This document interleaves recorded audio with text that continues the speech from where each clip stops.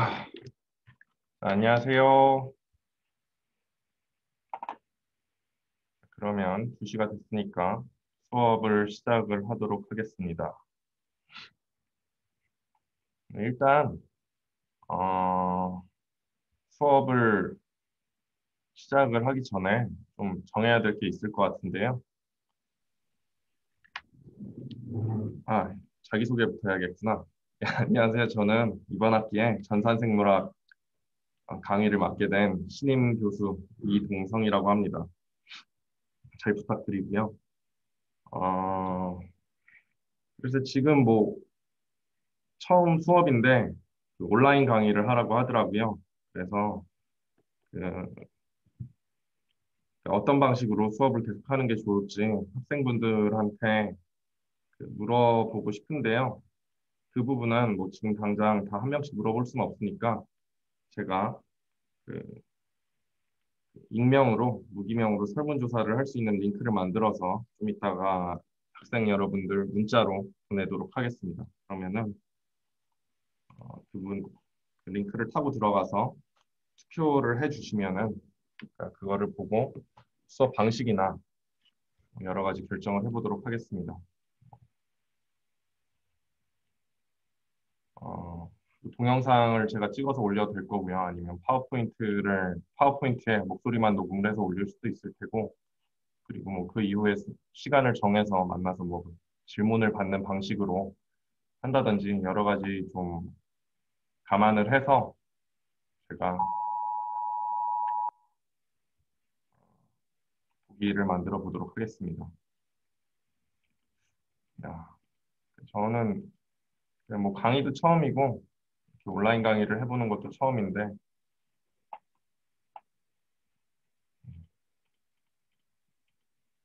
얼굴을 안 보고 이렇게 얘기를 하려니까 어색하네요.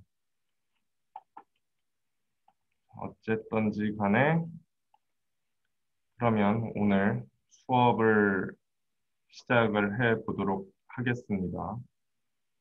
오늘은 뭐 첫 시간이고 하니까 간단하게 약간 인트로덕션 하는 식으로 해 보도록 하겠습니다. 일단 제가 올려놓은 PPT는 다 받으셨나요? 네, 받았습니다. 감사합니다. 네, 그러면 그러니까 일단 강의 제목은 전산생물학이고요. 오늘 할 수업은 뭐 파이썬 설치랑 뭐 그런 거를 좀 다뤄볼까 하는데요. 그러니까 항상 수업을 들으면은 제일 중요한 거는 그 수업 제목에 있죠. 뭐 강의가 됐던 어떤 유명한 사람의 발표가 됐던 그 제목에 그 주제가 다 담겨 있습니다. 그래서 뭐 전산생물학이 뭐냐? 그거를 저도 좀 찾아봤어요. 뭔가 내가 모르는 굉장한 그런 뜻이 담겨 있나 해서 찾아봤는데 인터넷에서 찾은 걸로는 전산생물학이란 컴퓨터를 이용하는 생물학이라는 뜻으로 전산생물학이라는 용어가 사용되어 왔지만 이 용어는 주로 복잡한 계산이 필요한 생명과학 분야에서 제한적으로 사용되어 왔다.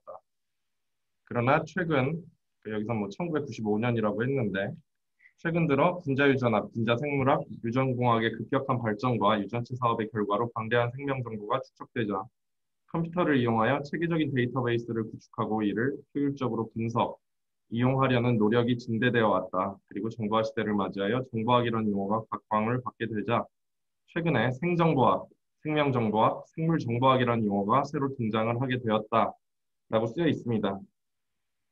그래서 결국에 이 얘기는 뭐 컴퓨터를 이용을 해서 전산적으로 뭐 어떠한 활동이든지 이제 생물학을 연구를 하게 되면 그거를 뭐 전산생물학이라고 하는 것 같습니다. 그래서 요즘에는 이제 뭐 모든 것들이 그렇지만 빅데이터라는 말을 많이 쓰죠. 빅데이터라는 말도 문자 그대로 해석을 하자면은 데이터량이 굉장히 많아졌다. 근데 그런 그러니까 기존에는 뭐 데이터량이 뭐 10개, 100개 안팎 이런 식이라면은 직접 눈으로 보면서 그 안에서 필요한 데이터들을 뽑아내고 뭐 소팅을 하는 게 뭐 재정렬을 하는 것이 어렵지 않았지만 데이터량이 많아지면서 이제 인간이 그거를 수동으로 하기에는 불가능해졌죠. 그래서 생물학뿐만이 아니라 모든 분야에 있어서 이러한 컴퓨터를 다루는 능력이 굉장히 중요해졌는데, 그래서 이 강의는 그러한 컴퓨터를 다루는, 그냥 뭐 생물학도 중요하지만 이런 전산적인 부분에 초점을 두고 좀 수업을 해보도록 하겠습니다. 그래서 어, 다음 슬라이드로 넘어가면 첫 시간이니까 강의 계획서를 한번 보도록 할게요. 그래서 사실 뭐 했던 얘기 또 하는 거긴 한데 저는 첫 시간이고 그러니까 이번 학기가 저한테는 첫 학기 여기 서울시립대에 와서 일을 하게 된 학기인데 그래서 이 전산생물학이라는 강의를 맡게 됐고 강의 계획서를 쓰라고 해서 전산생물학이랑 관련 있다라고 생각을 하는 것들을 저는 쭉 쓰고 여러분들한테 그 가르쳐 드리고 싶었어요. 그러면서 기본적으로 저는 이런 컴퓨터를 이용을 해서 굉장히 분석을 많이 하고 그동안 연구를 해왔기 때문에 제가 뭐 중요하다라고 생각을 하는 걸 이렇게 막 썼는데 쓰고 나서 보니까 내용이 굉장히 방대하고 그리고 약간 가르치기에 용이하지 않지 않나라는 생각이 조금은 들었었습니다. 그래서 여러분들한테 좀 양해를 구해야 될 것 같은 게 일단 기본적으로 수업 내용을 그 어떤 순서를 좀 바꾸는 게 좋지 않을까라고 생각이 들어서 강의 계획서 순서를 좀 바꿔봤습니다. 그- 그래서 파이썬을 배우는 거를 좀 앞부분에 놓고 그래서 강의 자체는 파이썬을 중점적으로 배우는데 초점을 맞추도록 하겠습니다. 뭐 그래도 괜찮을까요?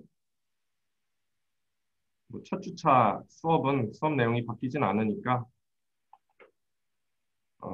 이후에 수업 내용을 파이썬에 좀 초점을 맞추면서 강의를 계속하도록 하겠습니다. 뭐 이 부분도 나중에 익명 설문조사에서 좀 투표를 해보도록 하겠습니다.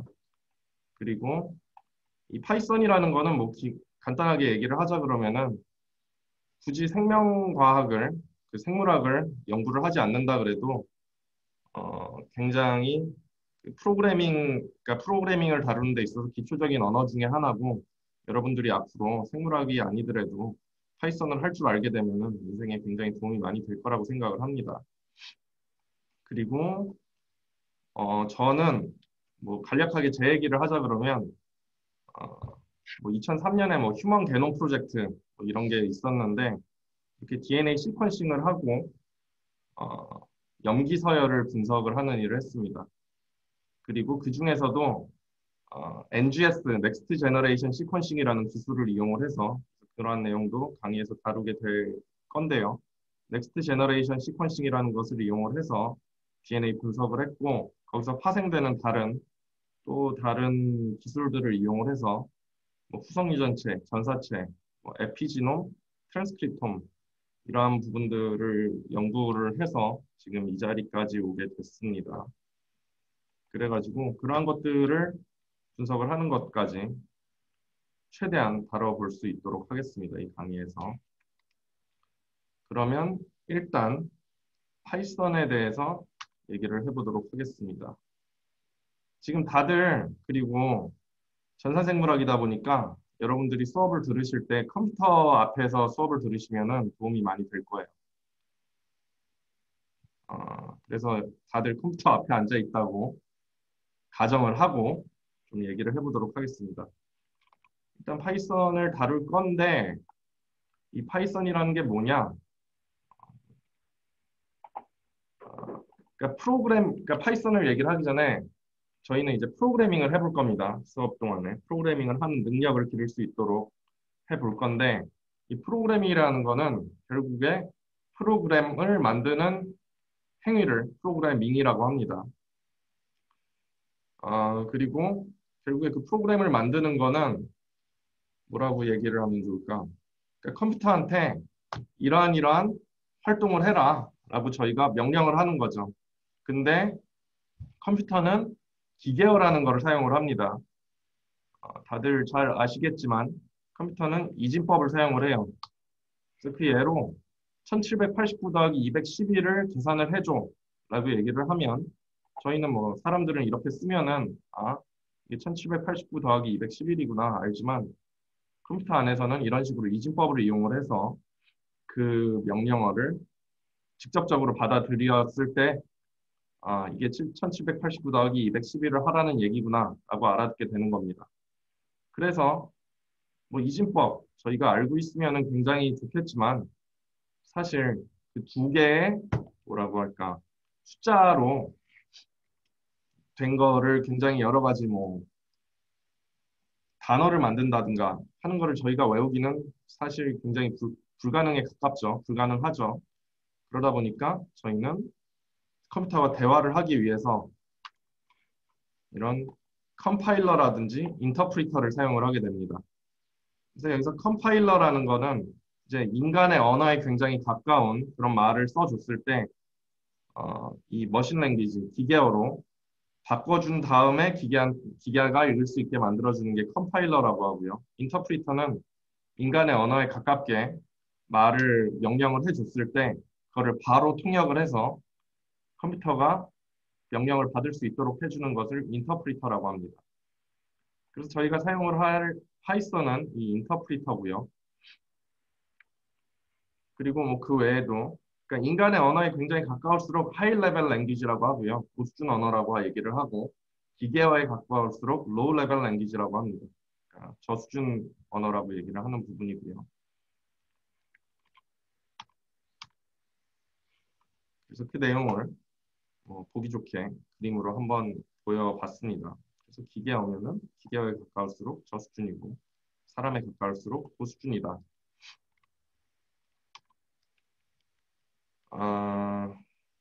그래서 뭐 간단한 플로우를 얘기를 하자면은 우리가 뭔가 컴퓨터를 이용을 해서 하고 싶은 거를 일단 생각을 하게 되죠. 어떤 아이디어가 있으면은 그거를 파이썬 랭귀지로, 그러니까 파이썬에도 정해진 규칙들이 있습니다.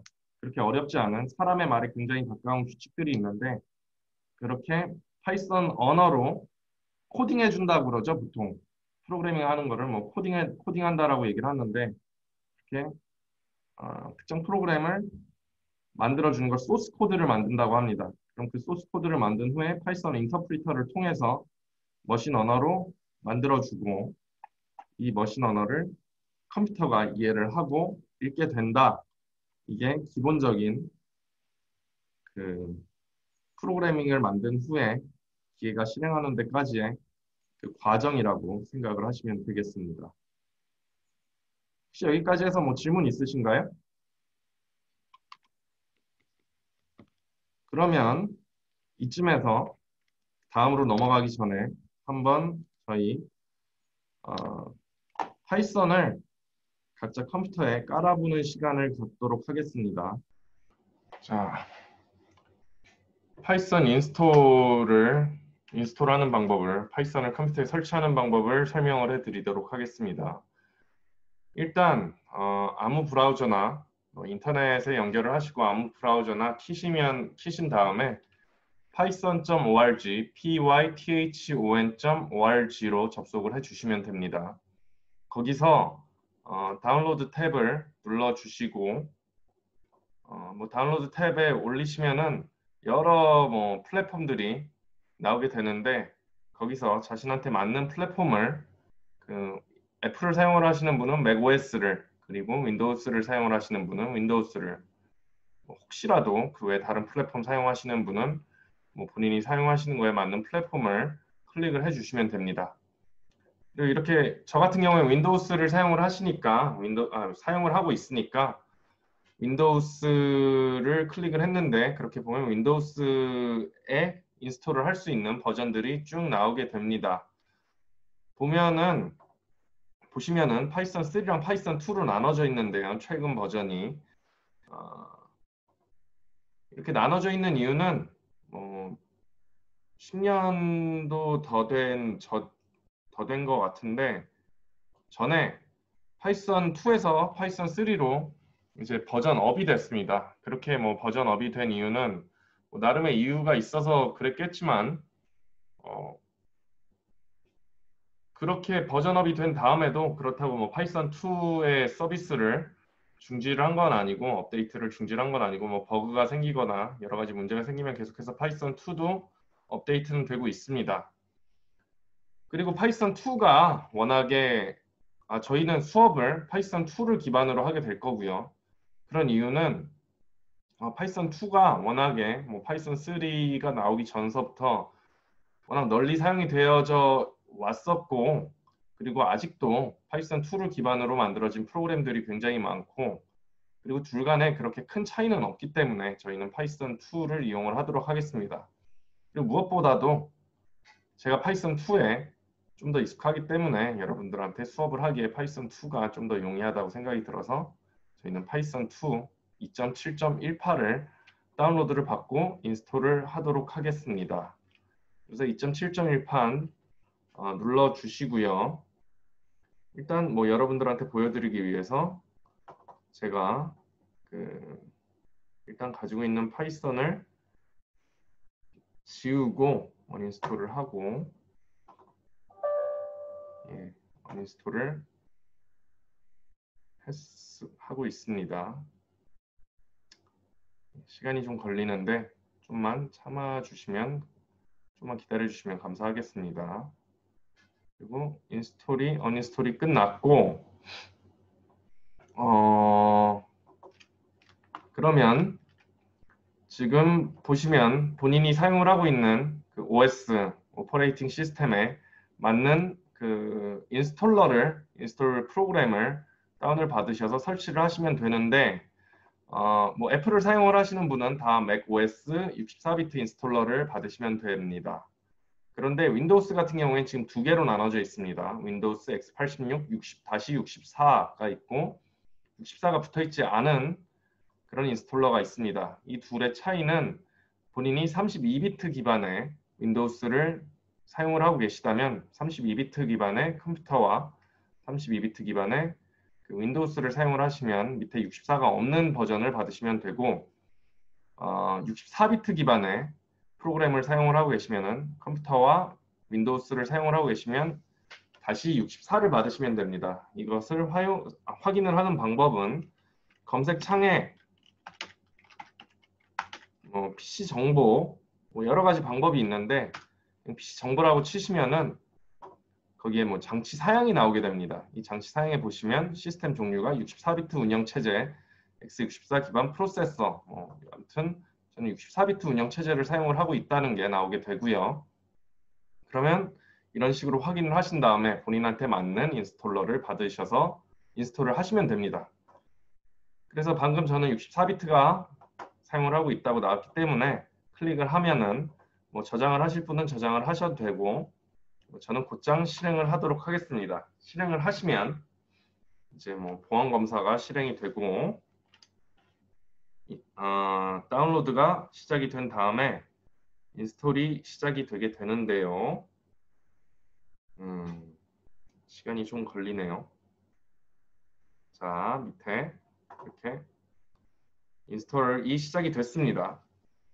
그래서 뭐 나만 사용을 하실 거면은 본인만 사용을 하실 거면 Install Just for Me를 눌러주시면 될 테고 뭐 컴퓨터 사용하는 사람 다 쓸 수 있게 하고 싶으면 뭐 Install for All Users 눌러주시면은 각자 선택을 하셔서 눌러주시면 됩니다. 그리고 인스톨하는 위치를 바꿔주시고 싶으시면 이 부분 바꾸셔도 되고요. 본인한테 맞게 설정을 하신 후에 Next를 눌러주시면 됩니다. 그리고 또 뭐 넥스트 계속해서 눌러주시면 인스톨이 진행이 되게 됩니다. 그래서 잠시 기다려 주시면 인스톨이 마무리가 되게 됩니다. 그렇게 피니쉬를 클릭을 해주시면 컴퓨터에 파이썬이 설치가 되었습니다. 그러면은 파이썬을 이용을 하는 장점이 뭐 여러 가지가 있는데 일단 플랫폼 인디펜던스하다. 그러니까 플랫폼 인디펜던스 하다는 얘기는 뭐냐면 이게 좀 전에 그 다운받으시는 사이트에서 보셨겠지만 리눅스에서도 사용이 가능하고 지금 저는 윈도우를 쓰고 있는데 윈도우에서도 사용이 가능하고 어, 그리고 뭐 애플 맥OS에서도 이용이 가능하고 그런 식으로 뭐 여러 가지 플랫폼에서 다 사용을 할 수 있다 이런 뜻입니다. 심지어 안드로이드에서도 핸드폰에다가 설치를 하셔가지고도 그러니까 뭐 소스 코드를 만들면은 그거를 여러 가지 플랫폼에 가져가서 파이썬만 깔려 있으면 다 쓸 수 있다 그런 뜻입니다. 그리고 이밸류에이션이 뭐라 그럴까 잘못된 점이 있는지 그 디버깅하고 뭐 이밸류에이션 하는 게 굉장히 쉽다. 뭐 인간의 언어에 굉장히 가깝다 보니까 당연한 얘기죠. 그리고 버그라고 하죠. 프로그래밍을 해서 실행을 시켰는데 뭔가 잘 안 됐어. 그런 거를 버그가 있다. 뭐 게임할 때도 그런 얘기 하죠. 뭐 예를 들어서 캐릭터가 구석에 가서 꼈는데 안 빠진다. 버그가 있다. 근데 그런 게 있었을 때 프로그램에서 얘기를 해줍니다. 네가 소스 코드를 만들었는데 몇 번째 줄에 가서 뭐가 잘못됐으니까 가서 고쳐. 뭐 그것도 뭐 이런 디버깅을 하는데 쉽게 해주는 요인 중에 하나고 인간의 언어에 가까워서 그런 게 가장 큰 이유 중에 하나일 것 같습니다. 그리고 뭐 다 연결되는 얘기인데 타이핑이 쉽고 다이나믹하게 굉장히 타이핑하고 볼 수가 있습니다. 인간의 언어에 가깝다 보니까. 근데 뭐 지금 약간 쉽고 호환성이 좋고 이런 얘기들을 계속해서 하고 있는데 그렇다 그래서 이 파이썬이라는 언어가 어, 강력하지 않은 건 아니에요. 굉장히 강력한 언어입니다. 그리고 사람들이 가장 많이 사용을 하는 그 프로그래밍 언어 중에 하나고 쉽게 예를 들자면 구글에서 만든 프로그램들 중에 50% 이상이 이 파이썬을 통해서 만들어졌고 그리고 인스타그램도 파이썬을 기반으로 만들어진 그 프로그램입니다. 프로그램이자 뭐 서비스죠. 그러니까 이 파이썬을 이해를 할 수 있다. 그럼 여러 가지 프로그램들, 뭐 뭐 오픈 소스라는 말을 많이 쓰는데 오픈 소스라는 거는 그 코드가 공개가 돼 있다는 말입니다. 그럼 오픈 소스 프로그램을 받았을 때 여러분들이 그 안에 들어가서 이게 어떻게 만들어졌구나 하는 것을 이해를 하는 것도 가능할 것 같습니다. 자, 그래서 좀 전에 얘기를 했던 그 파이썬을 인스톨하는 거를 뭐 했고요. 이 사이트 가서. 그래서 이런 윈도우 상에서 사용을 하는데 크게는 아이들, 뭐 GUI, 그래피컬 유저 인터페이스. 그러니까 창을 띄워놓고 그래피컬하게 이렇게 보면서 직접 그러니까 실행을 하는 데 있어서 그런 방법이 있고, 뭐 커맨드 라인, 그러니까 직접적으로 그 뭐 여러분들 영화 같은 거 보시면은 어, 뭐 프로그래밍 한다 그런 애들이 뭐 검정색 창에다가 뭐 번쩍번쩍 하면 그 하얀색 글씨로 막 쓰면서 어, 뭐 하는 그런 장면들이 나오잖아요. 그러니까 그런 검은 창에서 바로 뭐 명령어를 집어넣고 결과를 받아내고 그런 장소가 커맨드 라인입니다. 어쨌든 커맨드 라인에 바로 쓸 수도 있다. 그 둘 중에 하나를 선택을 할 수가 있다. 그런 의미입니다. 그래서 실행을 하는 데 있어서 인터랙션 모드가 있고 배치 모드가 있습니다. 이제 그거를 좀 보여드리도록 하겠습니다. 파이썬으로 가시면 보시면 좀 전에 얘기했던 GUI 아이들이 있고요. 그리고 커맨드 라인이 있습니다. 일단 커맨드 라인부터 어, 한번 들어가서 보도록 하겠습니다. 지금 보시면 좀 전에 얘기했던 것처럼 뭐 프로그래머가 사용을 하는 검정색 창에 뭐 번쩍번쩍하고 있는 이런 창이 나왔는데 지금 보시면 제일 위에 파이썬 2.7.18이라고 써 있죠. 지금 현재 파이썬 안에 들어와 있다는 얘기입니다. 프로그램이 실행이 됐습니다. 그래서 이 안에다가 뭐1 더하기 5라고 치면은 6이라고 써졌습니다. 이런 식으로 컴퓨터한테 지금 명령을 한 거예요. 1 더하기 5를 해줘. 6이야. 라고 얘기를 한 거죠. 그리고 또 어떤 게 가능하냐 하면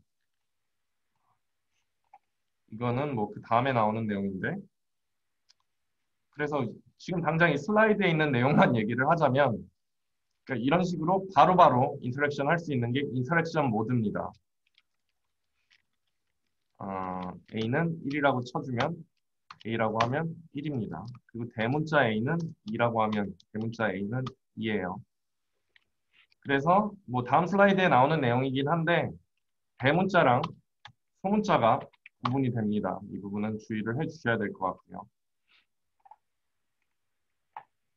그래서 방금 보시기에 인터랙션 모드고 그리고 배치 모드라는 게 있습니다. 배치, 뭐 어떤 묶음 뭐 이런 건데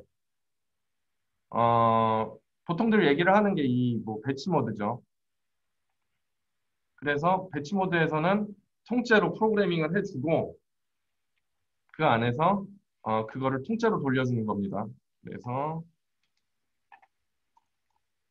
다시 파이썬에서 신청을 해가지고 자꾸 이상한 짓을 하네요. 아이들로 들어가서 파일을 누르시고 new 파일 하시면은 이제 어떤 파일을 만들게 되는 겁니다. 이 안에.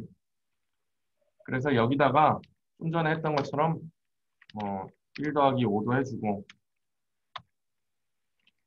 A는 1, 대문자 A는 2 이렇게 써준 다음에 이 파일을 세이브를 하시고 전산생물학에 뭐 오늘 9월 4일이니까 0904 테스트라고 하겠습니다. 저장을 해주신 다음에 F5키를 누르시면 옆에 지금 뭐 0904 테스트.py 뭐 리스타트 이렇게 나왔는데 지금 프로그램이 돌아간 거예요. 보시면은 A 치면은 소문자 A는 1입니다. 대문자 A는 2입니다. 이렇게 가르쳐 줬죠. 그런데 좀 전이랑 다른 게 있죠. 좀 전에 커맨드 라인에서 했을 때는 저희가 1 더하기 5라고 쳤더니 6이라고 바로 가르쳐 줬는데 여기서는 이 6이라는 숫자가 나타나지 않았어요. 그 이유는 이 프로그램 안에서는 실행이 되었지만 저희가 이 1 더하기 5를 우리한테 아웃풋으로 프린트를 해달라는 명령을 하지 않았기 때문에 그런 겁니다.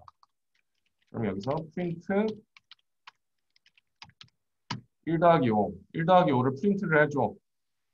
그리고 좀 전에 보시면은 소문자 A랑 대문자 A도 우리가 소문자 A랑 대문자 A가 있어라고 물어봤을 때 1이랑 2라고 얘기를 해줬지만 프로그램을 돌렸을 때는 바로 가르쳐주지 않았습니다. 그래서 이번에는 소문자 B랑 대문자 B를 만들 텐데 지금 이쪽에 보시면은 소문자 B라고 치면은 소문자 B는 define 되지 않았어. 아직 소문자 B가 뭔지 난 몰라 라고 얘기를 하죠. 대문자 B도 아직 define 되지 않았어. 난 대문자 B가 뭔지 몰라 라고 얘기를 하고 있습니다.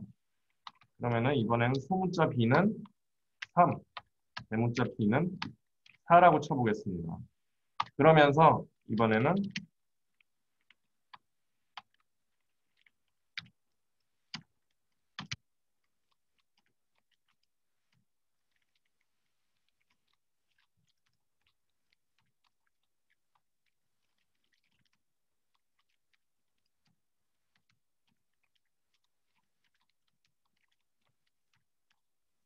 이렇게 프린트를 해봐라.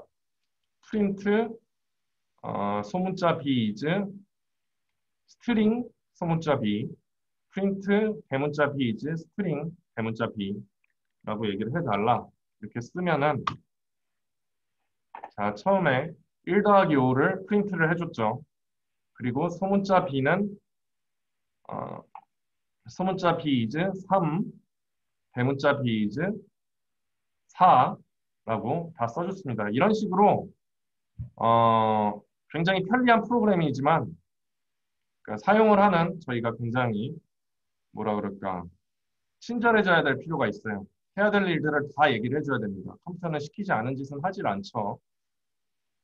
어쨌든 인터랙션 모드랑 배치 모드를 설명을 하기 위해서 그렇게 했고요.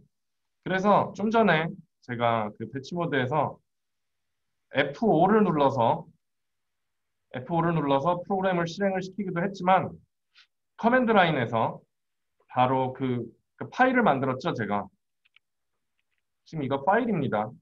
이 폴더 안에 있는, 아이고, 이 폴더 안에 있는 0904 테스트.파이라는 테스트.파이라는 파일입니다. 그래서 그 파일을 커맨드 라인에서 이 파일을 실행을 시키면은 방금 했던 게 똑같이 그게 됩니다. 그것도 한번 해 보겠습니다. 그래서 명령 프롬프트 라는 데 가서 저 폴더로 가 보면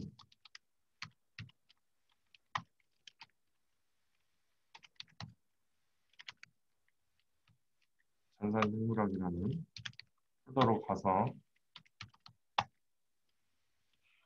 이 0904 테스트.파이라는 이 파일을 실행을 시킬게요. 그랬더니 좀 전에 보셨던 거랑 똑같이 실행이 되는 걸 보실 수 있습니다. 6, 비즈 3, 비즈 4 이런 식으로 똑같은 코드를 실행을 하는 방법 자체도 여러 가지 경로를 통해서 실행을 할 수가 있는 거고 결국에는 이 0904 테스트.파이라는 게 이러한 것들을 해주는 프로그램을 지금 만든 거죠, 저희가. 그래서 또 뭐 첫 시간이니까 뭐 마지막 슬라이드긴 한데 몇 가지 기본적인 룰들까지 설명을 하자고 하면은 각각의 라인이 하나의 그 명령을 하고 있습니다.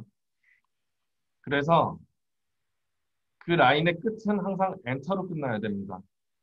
이게 무슨 의미냐면 하나의 명령어는 하나의 라인 안에 들어가야 된다.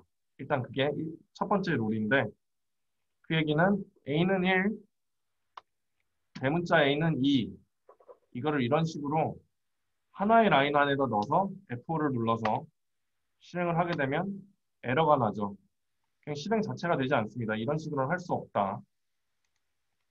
그러니까 두 개의 명령어를 하고 싶으면은 엔터로 다음 줄을 바꿔줘야 된다. 그런 얘기를 하고 있는 겁니다.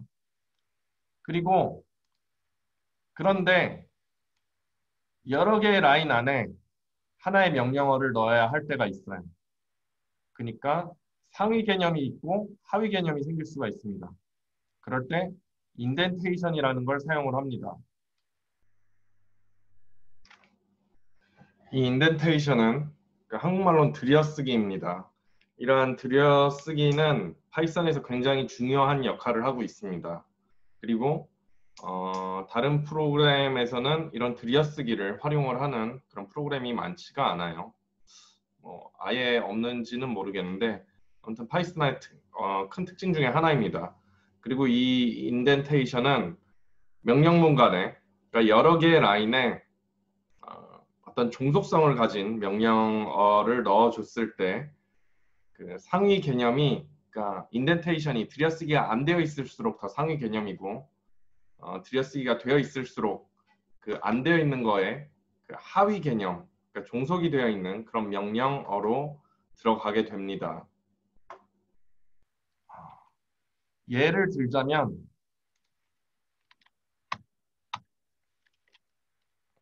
if문을 쓸 수가 있어요. 예, if문까지는 오늘 가지 않으려고 했는데 들여쓰기를 설명을 하려다 보니까 만약에 b가 이 소문자 b가 대문자 b보다 크면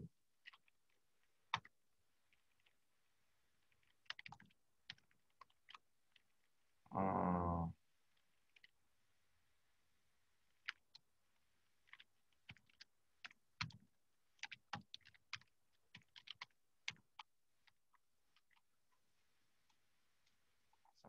잘 보이시나요? 만약에 소문자 b가 대문자 b보다 크다면 소문자 b가 is bigger than 대문자 b라고 프린트를 해라 라고 명령을 했습니다. 그럼 이거를 한번 실행을 해보겠습니다. 그랬더니 아무 말도 나오지 않았죠. 헷갈리니까 위에 써놓은 건 지우도록 하겠습니다. 다시 실행을 하면 아무런 말도 나오지 않았습니다. 그러면은 여기서 소문자 B를 5로 한번 바꿔볼게요. 그럼 이제 이 말이 맞아졌죠? 실행을 시키면 이제 소문자 B is bigger than 대문자 B라고 나왔습니다.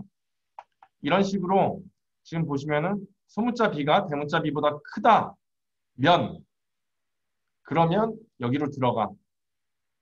그러니까 상위 어, 명령어 안에 하위 명령어인 거죠. 이게 되면은 여기야. 인덴테이션으로 들어갔죠. 지금 보시면은. 그래서 지금 저희는 이거 자체도 이제 파이썬 프로그램으로 안에서 들어가고 있어서 이런 식으로 그러니까 지금 뭐 따라하고 계실 거라고 다 믿고 있는데 이런 식으로 상위 개념 안에 상위 개념을 만들어주고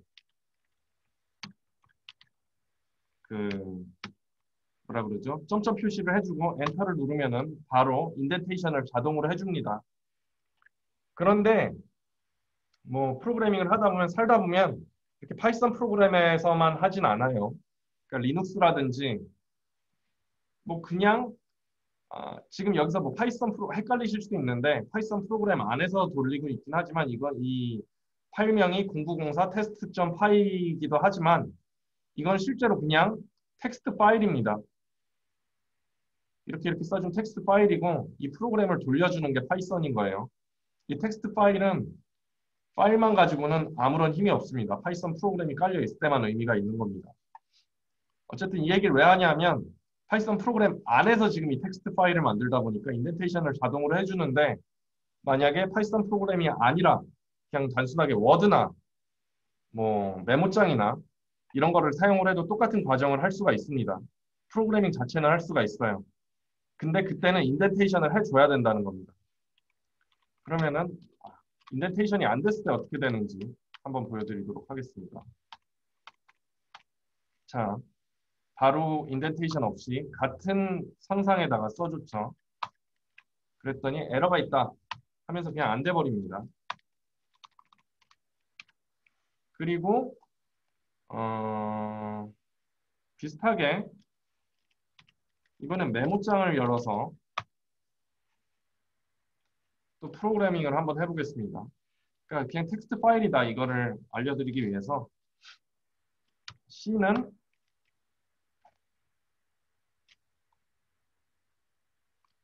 지금 그냥 일반 윈도우에 있는 메모장입니다. C는 5, 대문자 D는 7, 프린트 소문자 C 더하기 대문자 D 이렇게 해주고 파일을 저장을 합니다. 바탕화면에 전산생물학에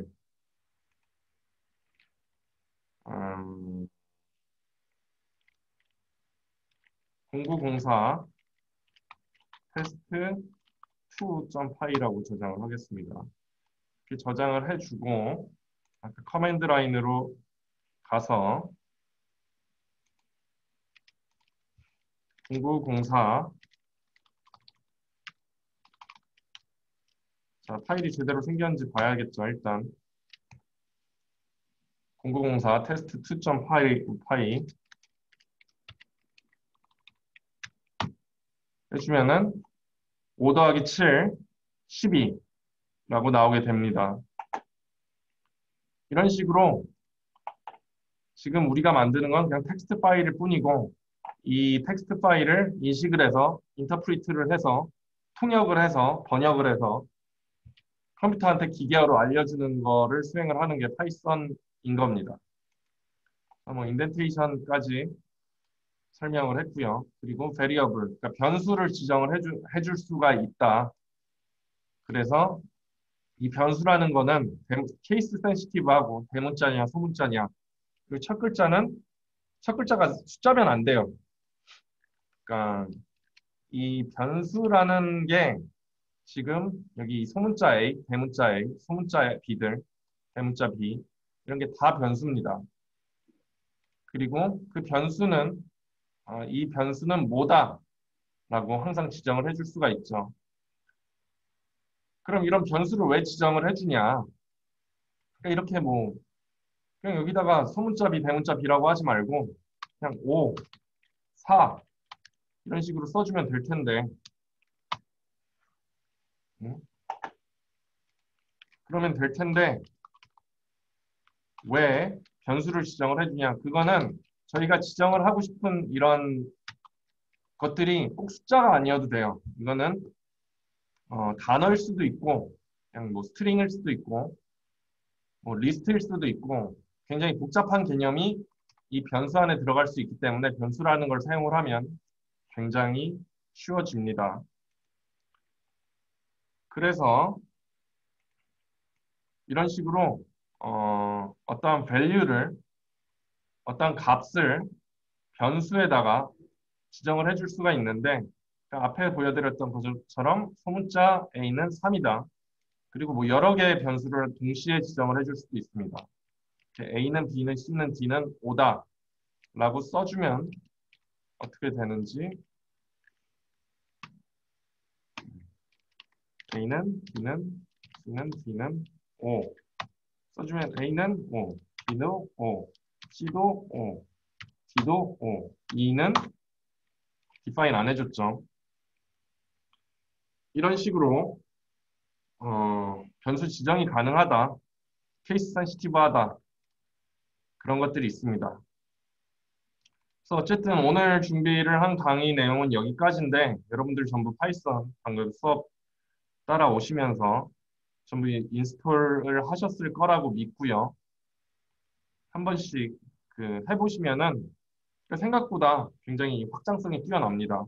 해보시면서 뭐 혼자 공부도 해보고 궁금하신 거 있으시면 물어보시고 그러시면 될 것 같습니다. 어쨌든 오늘 내용은 여기까지고 또 뭐가 있을까요? 그럼 공유 중지를 누르고